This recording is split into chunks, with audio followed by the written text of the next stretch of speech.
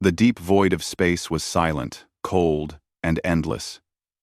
But to the crew of the Helios Vanguard, it was also full of promise. Their mission was simple on paper but difficult in reality. Explore the uncharted nebula known as Epsilon Drift, and map any strange activity inside it.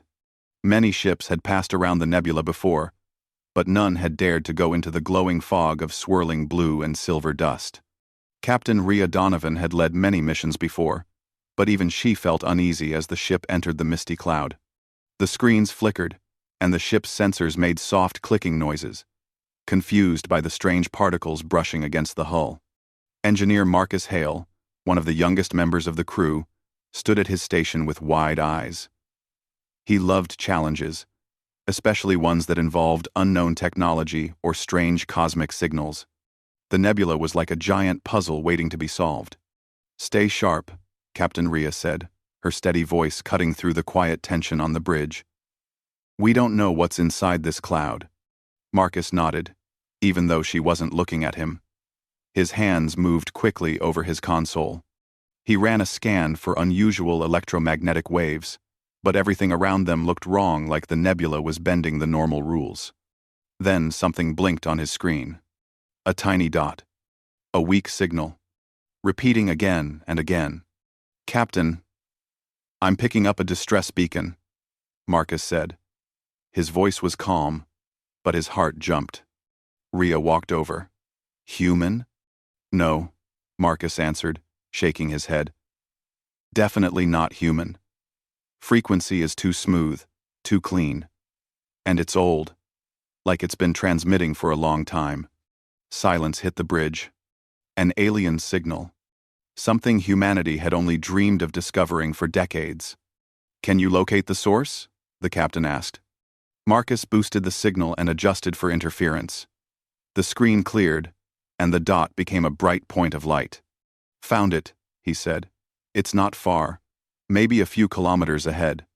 Rhea didn't hesitate. "Set a course." The Helios Vanguard turned slowly through the fog, engines humming. The nebula glowed brighter ahead of them, as if guiding them towards something hidden deep inside. And then they saw it.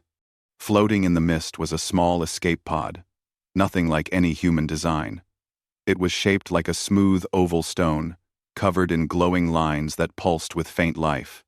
Cracks ran along its side, as if it had been through a terrible accident. Marcus's breath caught. "That is amazing." The pod was beautiful in a strange way, almost artistic. The glowing lines looked like veins of light, moving across its surface with slow, steady rhythm. "Is it safe to bring aboard?" Rhea asked. "We'll have to be careful," Marcus replied. "But the beacon is failing. If someone or something is inside, they won't last much longer." Rhea nodded once. "Bring it in." Minutes later, the alien pod rested safely inside the ship's hangar. Engineers and medics surrounded it, unsure where to even touch it. Marcus stepped closer, eyes full of fascination. The pulsing lights dimmed every few seconds, like a heartbeat growing weaker. "We have to open it," Marcus said softly. He studied its surface and noticed a thin seam running along the center. His fingers traced it carefully, and to everyone's surprise, the glowing lines brightened, reacting to his touch. "It's reading my temperature," he realized. Or maybe my biofield. Before anyone could stop him, the pod opened with a quiet hiss. The top lifted like a blooming flower, revealing a soft inner chamber filled with gentle blue mist. Inside lay a young alien girl, older teen or young adult by human standards, clearly sentient. Her skin was a soft, pale silver, and faint markings glowed along her arms and temples. She wore a suit made of flexible metallic strands that looked half biological, half mechanical. Her eyes were closed, and her breathing was shallow. Dr. Imara, the ship's medic, stepped forward immediately. "She's alive. Weak, but alive. We need to get her to the medical bay." They moved quickly and carefully, lifting her from the pod. Her body was lighter than expected, almost weightless. As they carried her away, Marcus remained behind, staring at the opened pod. His mind raced. The pod's interior was unlike anything he had ever seen. The walls were layered with tiny crystalline threads that shifted color when he leaned closer. A soft humming sound came from deeper inside, like a quiet lullaby. Marcus whispered to himself, almost without thinking, "She's perfect." He didn't mean the girl, he meant the technology. Everything about the pod was brilliantly designed and beautifully crafted. It was flawless, advanced, and elegant. Whoever created it had a level of engineering far beyond humanity. He didn't realize the pod's internal audio systems were still active. A faint pulse traveled through the walls, carrying his whispered words away like a message in a bottle. Marcus closed the pod carefully and left the hangar, unaware of what he had done. In the medical bay, the alien girl lay on a soft bed while Dr. Imara examined her readings. Her suit seemed to work with her body rather than against it, and removing it could be dangerous. "Her vitals are stabilizing," Imara said. "She's strong. Stronger than she looks."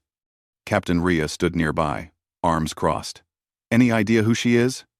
"Not yet," the doctor replied, "but she's recovering fast." Marcus entered the room quietly, forcing himself not to stare too much.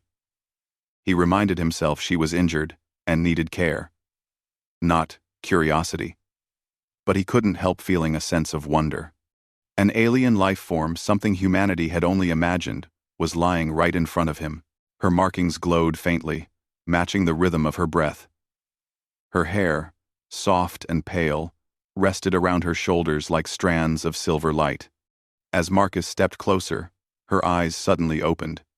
They were bright teal, glowing gently like deep ocean water. She looked around with fear, confusion, and exhaustion. Her gaze landed on Marcus.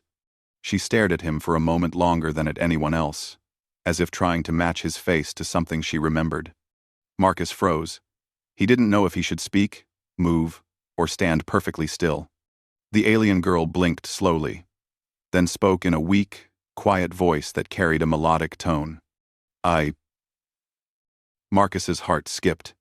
"You heard me?" he asked carefully. She nodded. "In the pod," you whispered. "She is perfect." Marcus felt his face heat up. "Wait, no. I didn't mean you. I meant the pod. The technology. I was talking about the engineering. Not..." He stopped, realizing he sounded like someone trying too hard to explain himself. The girl looked at him with tired curiosity. She didn't seem offended, just confused. Her voice trembled slightly when she spoke again. "You thought I was perfect?" "And no," Marcus said quickly, waving his hands nervously. "I mean yes, no, not like that. I meant the craftsmanship. Your escape pod is perfect, clever, beautiful tech." Dr. Imara coughed softly to hide her amusement. Even Captain Rhea raised an eyebrow. The alien girl exhaled, a mix between relief and exhaustion, and her head rested back against the pillow. "You humans," she murmured softly. "You speak so strangely." Marcus rubbed the back of his neck, feeling embarrassed. "Yeah, we really do." Before he could say more, alarms suddenly beeped on Dr. Imara's equipment. The girl's markings glowed brighter. Her expression changed from confusion to fear. "They found me," she whispered. "They are coming." Marcus, Rhea, and Imara exchanged tense looks. "Who's coming?" the captain asked. The alien girl closed her eyes briefly, then opened them again with difficulty. "The ones who destroyed my ship," she said. "They won't stop until they find me." Marcus felt cold. Humanity had just made its first contact, and danger had already followed. The medical bay lights were dim, but the tension inside the room felt sharp and bright. After hearing the alien girl's warning, everyone moved with urgency. Captain Rhea stepped closer to her bedside, her voice steady. "Who is coming? And how soon?" The alien girl looked at the ceiling for a moment, as if trying to gather strength. Her glowing markings flickered like small stars struggling to stay lit. "They are hunters," she whispered. "My people call them Voron. They track anything unusual. If they find me, they will destroy everything around me. That is their way." Marcus felt a chill run through his body. The Voron, whoever they were, sounded like trouble humanity had never prepared for. "How do they track you?" Rhea asked. "My pod beacon," the girl answered weakly. "It was old, damaged, but they always follow even the faintest signal. I hoped the nebula would hide me. But now," she closed her eyes for a moment, "now they are close." Captain Rhea exchanged a serious look with Dr. Imara, then with Marcus. The danger was suddenly real, far more real than any nebula mystery they had expected. "What's your name?" Rhea asked gently. The alien girl hesitated. "Kayla," she said finally. "My name is Kayla." Rhea nodded. "Kayla, I promise we will do everything we can to protect you." Kayla's eyes fluttered open again, focusing on Marcus. There was a strange look in them, part curiosity, part disbelief, and part confusion from earlier. "You are the one who called me perfect," she said quietly. Marcus nearly choked. "I swear I wasn't talking about you. I was talking about your pod. The technology was perfect. Not..." Kayla tilted her head, studying him. She didn't seem offended. If anything, she looked even more confused. Her species clearly understood language differently. Maybe the word perfect was rare or important to them. "So you admire machines?" she asked. "Well, not all machines," Marcus said, scratching the back of his neck. "Just the brilliant ones. Yours was the most advanced thing I've ever seen." Kayla blinked. "Oh. I thought humans spoke that way about each other." Dr. Imara snorted softly behind her mask. Marcus turned bright red. "We do. I mean, we can. But that's not what I meant." Kayla watched him for a moment, then nodded slowly. "I believe you." Marcus sighed in relief. But the calm lasted only a few seconds. A sharp alarm echoed through the medical bay. The ship's lights shifted to a pale red. Rhea tapped her comm band. "Bridge. Report." The voice of the pilot came through, tight with worry. "Captain, we have something big on long-range scans. Multiple ships. Unknown signatures. They're moving fast." Kayla's breathing quickened. "The Voron." Marcus felt the air grow heavier. Rhea reacted instantly. "All crew to alert stations. Marcus, with me. Imara, keep Kayla stable." Kayla tried to sit up, but Imara gently held her shoulder. "You need rest." "No," Kayla whispered urgently. "If they find me, they will kill you all. Humans, you don't understand their power." Imara gave her a comforting smile. "You're safe here. We'll protect you." Kayla's expression softened, but fear didn't leave her eyes. On the bridge, the main screen displayed a large cloud of moving blue icons, ships approaching fast. "They aren't responding to hails," the communications officer said. "Just coming straight for us." Aft. Marcus stared at the pattern. The ships moved like birds in a tight flock, perfectly coordinated. Captain Rhea frowned. "Hostile?" "I don't know," Marcus answered. "But we did rescue someone they seem to want." The pilot turned in her seat. "Captain, if those ships have weapons we've never seen before, then we adapt," Rhea said firmly. "We always adapt." Marcus admired that about her humans didn't have the best ships or the best tools, but they had determination. "And," Rhea added, "we have Marcus." Marcus blinked. "We do?" "Yes," Rhea replied.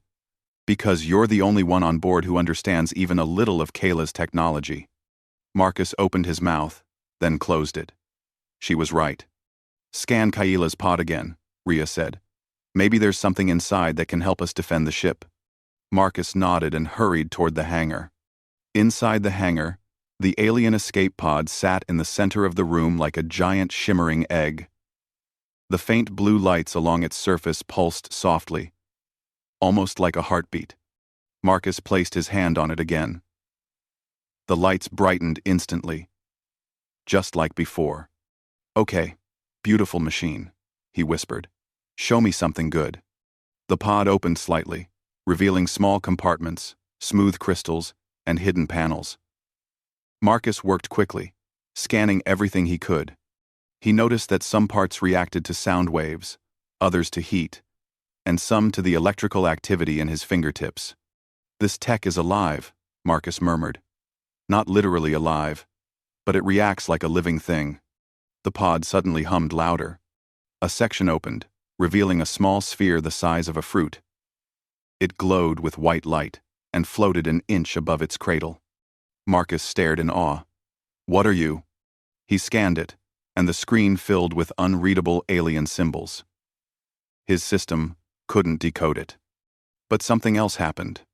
The sphere projected a soft hologram, a simple diagram showing a wave of energy pushing away several shapes that looked like ships. Marcus smiled slowly. "A shield pulse, a defensive burst. You're giving me a weapon." The pod lights pulsed as if confirming.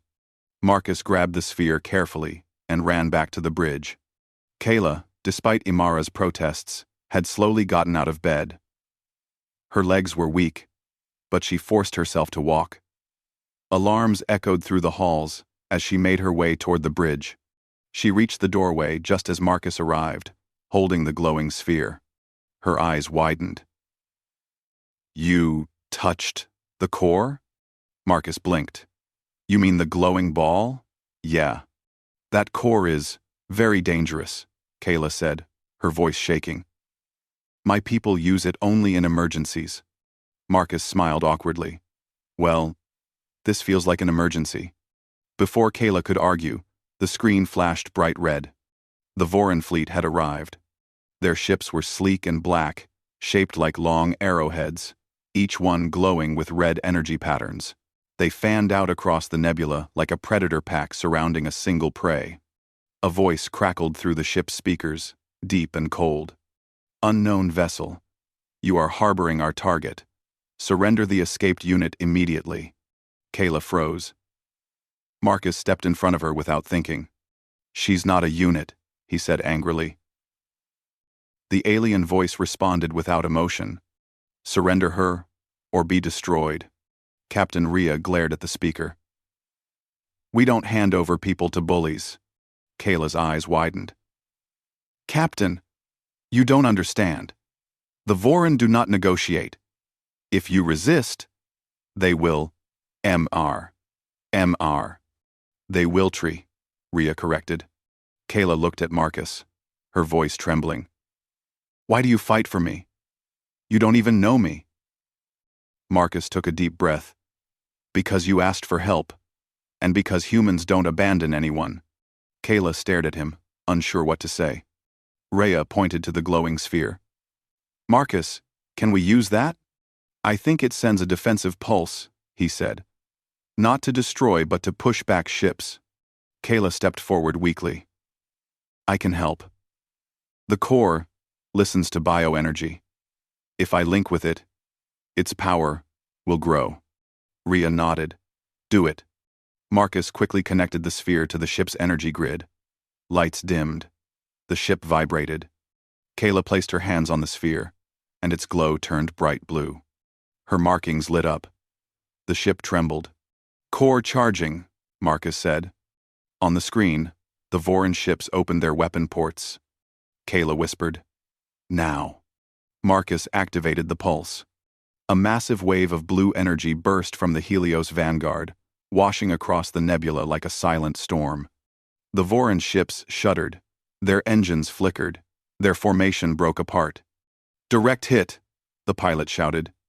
The entire fleet was thrown away from the Helios vanguard, disabled but not destroyed. Kayla fell to her knees, exhausted. Marcus caught her quickly. She looked up at him weakly. "You saved me." Marcus smiled softly. We saved each other. The Voron fleet drifted backward, their attack halted. But the battle was far from over, and Kayla knew it. For a few seconds, after the energy pulse spread across the nebula, the bridge of the Helios Vanguard was silent. Everyone stared at the drifting Voron ships on the main screen, shocked that the pulse had worked at all. The enemy formation, once sharp and perfect, was now scattered like broken pieces of glass floating in space. Their engines flickered weakly, and their red lights dimmed. We did it," whispered the pilot, barely believing her own words. But Captain Rhea did not relax. She crossed her arms and studied the ships with a sharp eye. "No," she said. "We slowed them. We didn't stop them." She was right. Even damaged, the Voron ships were already rebooting. Their lights were slowly strengthening, like predators waking from sleep. Kayla stood beside Marcus, breathing hard. Her glowing markings dimmed with exhaustion, but her eyes stayed fixed on the screen. "They won't give up," she said softly. "The Voron do not accept failure. They will attack again, stronger than before." Marcus swallowed. "How strong are we talking?" Kayla hesitated. "Strong enough that even my people fear them." That was not comforting. Rhea turned to Marcus. "We need ideas. Fast." Marcus nodded, wiping sweat from his brow. "The pulse bought us time. Maybe enough to build something stronger." "Stronger than a Voron fleet?" the pilot said doubtfully. Marcus tapped the glowing sphere, now dim after the massive pulse. "If we combine this core with our ship systems, maybe we can create a shield or a defensive field. Something that can hold them back." Rhea's eyes brightened. "I like the sound of that. Get to work." Marcus turned to Kayla. "Can you help me again?" Kayla nodded, though she looked tired. "I will try." Rhea placed a hand on her shoulder. "You need rest too. Marcus, don't push her too hard." Kayla straightened, her voice steady. "Captain, if the Voron catch us, none of us will have rest. I will help." Her determination surprised all of them. Marcus felt a spark of respect grow inside him. They moved quickly to the engineering bay. Lights flickered as Marcus connected cables, devices, and energy relays. Kayla sat beside the core sphere, placing her hands on it every few minutes to stabilize its internal energy. The sphere glowed faintly, responding to her tired touch. "You okay?" Marcus asked. Kayla nodded slowly. "The core listens to energy inside me." Marcus paused his work. "Then we'll take it slow. You're not alone here."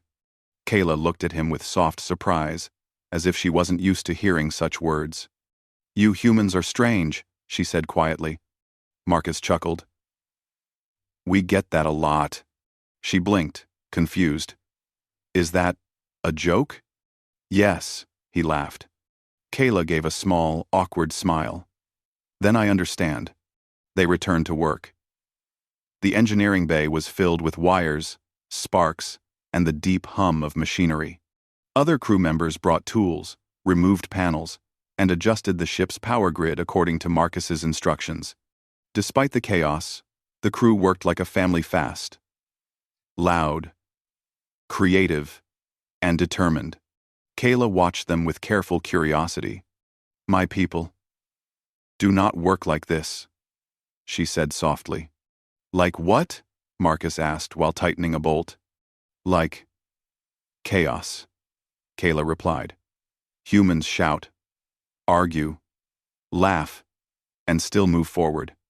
My people work in silence, always perfect. But perfection sometimes breaks." Marcus grinned. "Well, we aren't perfect. But we do our best. And that," Kayla whispered, "is why the Voron fear you." Marcus stopped. "Fear us? Why?" Kayla touched the sphere again, letting it charge. "Because humans do not follow rules. You create your own. And people who create their own path are impossible to predict." Marcus didn't know what to say. For the first time since meeting her, He understood that Kayla wasn't just running from the Voron, she was running from a whole life of control, silence, and expectations. And she saw something different in the humans. Something free. Back on the bridge, the Voron ships slowly regained power. Their red markings glowed again. Their engines hummed back to life. "They're activating weapons," the pilot warned. Rhea pressed her comm. "Engineering. We need that shield now." "In progress," Marcus shouted from below.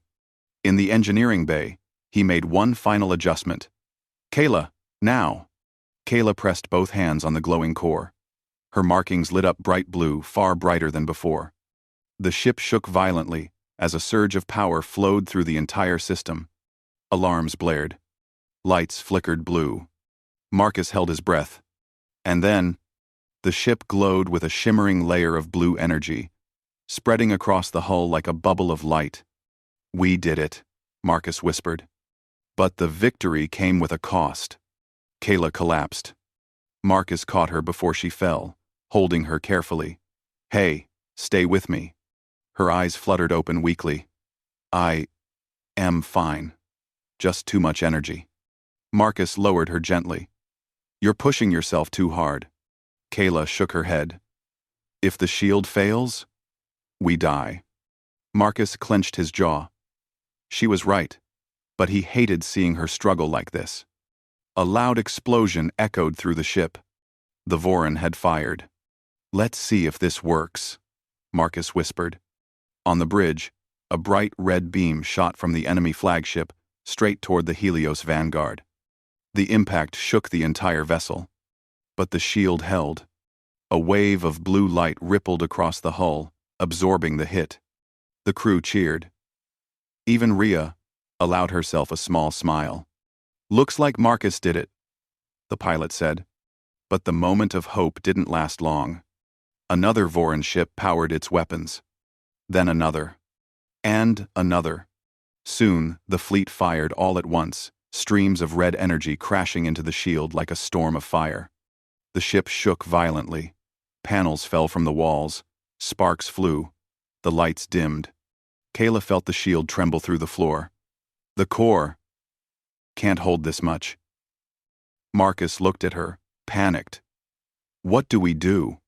"We must stabilize the energy," Kayla said weakly. "But that means connecting the core to something alive." Marcus blinked. "Something alive? Like a person?" Kayla nodded. "The shield needs a living mind to guide it. Machines alone can't handle this." Marcus looked around. The crew was busy fighting fires, repairing wires, holding on as the ship shook. "Who?" he asked. Kayla's glowing eyes met his. "Me." "No!" Marcus shouted. "You're already exhausted." She smiled weakly. "Humans helped me when they didn't have to. Now, I will help you." "Traitor." Marcus grabbed her arm.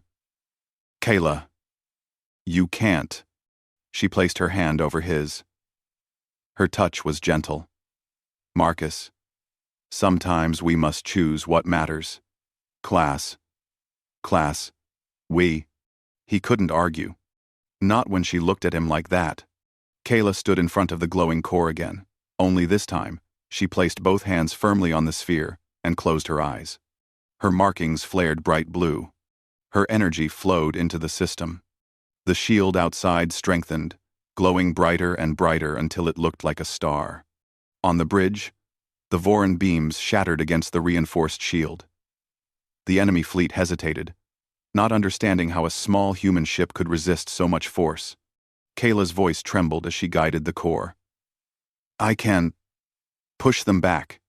Marcus stayed beside her, hands hovering near her shoulders, ready to support her. "I'm here. You're not doing this alone." The Voron ships fired again. Kayla's light grew brighter. And the shield pushed outward, creating a blast of blue energy that rippled through the nebula. The Voron ships spun out of formation, their weapons failing. The pilot shouted through the comm. "Captain, they're retreating." Rhea stood tall.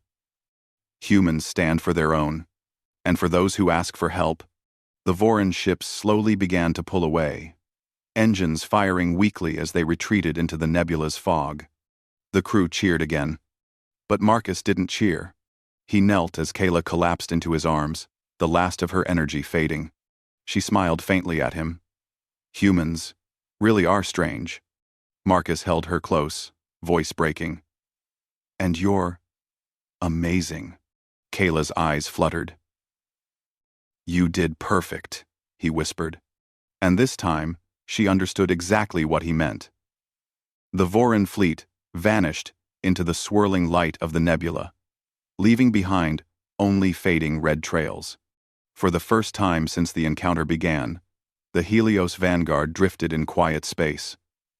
No weapons firing, no alarms, no shaking walls, only silence. But the silence was not peaceful for Marcus. He held Kayla carefully as she lay unconscious, her breathing shallow and her glowing markings almost invisible. She looked fragile, too fragile, for someone who had stood against an entire Voron fleet only minutes ago. Stay with me, Kayla, he whispered. He lifted her and carried her to the medical bay, his steps fast but gentle. Dr. Imara rushed forward the moment she saw them. What happened? She asked, scanning Kayla quickly. She linked with the core again, Marcus said, guilt heavy in his voice. She pushed herself too far. Imara frowned. She saved all of us, but she's drained. Her energy system is very different from ours. She needs rest and a stable environment. Marcus placed Kayla on a medical bed and stepped back, watching anxiously as Imara adjusted the monitors. Her glowing lines flickered weakly, like fading embers. Will she be okay? Marcus asked. Imara placed a reassuring hand on his shoulder. I think so. Her body is recovering, but it may take time. End quote. Marcus nodded, but worry still tightened his chest. Captain Rhea walked in, her usual strong expression softened. She looked at Kayla with admiration and sadness. She saved a human ship, Rhea said quietly. That's going to be a story for generations. Marcus managed a weak smile. She didn't just save a ship. She saved us. Rhea nodded. Get some rest, Marcus. You've worked non-stop. But he shook his head. I'll stay. She shouldn't wake up alone. Rhea didn't argue. She simply gave him a small smile and left the room. Marcus pulled a chair closer to Kayla's bed and sat beside her. The ship hummed around them. But for Marcus, the world had shrunk to just one quiet room, and one quiet girl who had changed everything. Hours passed. The nebula outside shifted gently, filling the windows with soft blue light. Crew members came and went, checking on Kayla or offering quiet thanks to Marcus. Everyone knew the alien girl had become part of their story. Marcus stayed the whole time. He watched Kayla's breathing slowly grow stronger. Her markings began to glow again, faint at first, then brighter, like little rivers of silver-blue light. Finally, her fingers twitched. She opened her eyes. Marcus leaned forward instantly. Her eyes, clear and beautiful, focused on him, slowly confused at first, then softening. You stayed? She whispered. Marcus nodded, relief flooding him. Of course. I told you you're not alone. Kayla blinked, her voice still weak. Did we survive? Marcus smiled warmly. Yes. Kayla looked up at the ceiling with a long, tired breath. Good. I didn't want humans to be harmed. Marcus shook his head. We're safe. The Voron retreated after your last pulse. Kayla closed her eyes briefly. I remember. The power. It felt like flying and falling at once. You scared me, Marcus admitted softly. Next time, let's not almost die. Okay? Kayla gave a tiny laugh, very soft. I will try. Dr. Imara entered again, checking Kayla's readings. Good. You're awake. Your energy levels are rising slowly. You should be fully stable in a day. Kayla nodded gratefully. Marcus exhaled deeply. Finally, things were turning for the better. Later, Kayla sat up in her bed, feeling strength return to her limbs. Marcus brought her a small datapad showing what happened after the battle. She studied the images of the Voron retreating. "They will come back," she said quietly. Marcus expected fear in her voice, but he heard something else resolve. "Let them," Marcus said. "We're not giving you up. Not now. Not ever." Kayla looked at him closely, her teal eyes shining. "Why do humans protect strangers?" Marcus thought for a moment. "Because every life matters. Because no one deserves to be hunted." Kayla lowered her gaze. "My people were told the opposite. We were told to obey, stay silent, and follow orders. The Voron made sure of that." Marcus frowned. "You deserve better." Kayla touched the glowing markings on her arm. "Now, I know that. Because of you." Marcus felt warmth rise in his chest. But before he could answer, the ship's intercom chimed. "Kayla," Captain Ria's voice said, "could you come to the bridge? We need to discuss your next steps." Kayla nodded and slowly stood. Marcus walked beside her to make sure she didn't stumble. On the bridge, the crew stood around the main console. The nebula outside swirled like a great ocean. Kayla stepped forward, still a little shaky. Ria smiled at her. "Good to see you up." Kayla nodded. "Thank you, Captain." Rhea folded her arms. "We rescued you. You helped us survive. Now we need to plan what happens next." Kayla looked out the window. "The Voron will keep chasing me. If I stay here, your ship and crew are in danger." Marcus immediately shook his head. "We won't abandon you." Kayla turned to him, her expression soft. "I know. That is why I must be careful." Ria stepped closer. "Kayla, you have choices. Real choices. Our laws allow asylum to anyone seeking safety." Kayla blinked in surprise. "Asylum?" Rhea nodded. "It means you can stay with us, live among humans. We will protect you." Kayla's eyes widened. "Live? With humans?" She looked at Marcus, confused and hopeful. "Is that possible?" Possible?" Marcus smiled warmly. "If you want it." Kayla's hand gently touched the railing as she processed the idea. "I never had a choice before. Everything was decided for me. But this is freedom," Ria said softly. "No one can force you." Kayla looked around the bridge at the humans working, joking softly, moving with warmth and chaos and life. Then she looked at Marcus, and she smiled. "I choose to stay." Marcus felt a wave of happiness so strong it almost knocked him over. Ria nodded firmly. "Then you have a place here."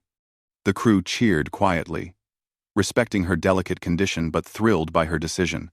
The next day, the engineering bay buzzed with activity as Marcus repaired Kayla's escape pod not to send her away, but to study it with her help. Together, they worked to merge human creativity with alien brilliance. Kayla showed him how the living circuits responded to emotions. Marcus showed her how humans improvised with spare parts and hope. Both worlds blended beautifully. As they worked, Kayla glanced at Marcus. Marcus groaned. "Please don't remind me." Kayla laughed softly. Marcus covered his face with his hands. "I swear, I was talking about the pod." Kayla tilted her head with a playful expression. Marcus froze. Kayla's smile grew, gentle and teasing. "I think I understand human jokes now." Marcus lowered his hands, cheeks red. Kayla touched the pod's inner crystal, making it glow. "Humans taught me, and humans accepted me." She looked up at him, voice softer. "You accepted me." Marcus swallowed, but he smiled back. Kayla's markings glowed warmly. Outside the window, the nebula light shimmered. as if welcoming a new chapter. A human ship drifted forward, carrying a new friend, carrying a new legend, and carrying a girl who once ran from danger until she found a place where she chose to stand. A place where she was no longer hunted. A place where she was finally free. And for the crew of the Helios Vanguard, one thing became certain. Humanity didn't just discover an alien. They discovered hope.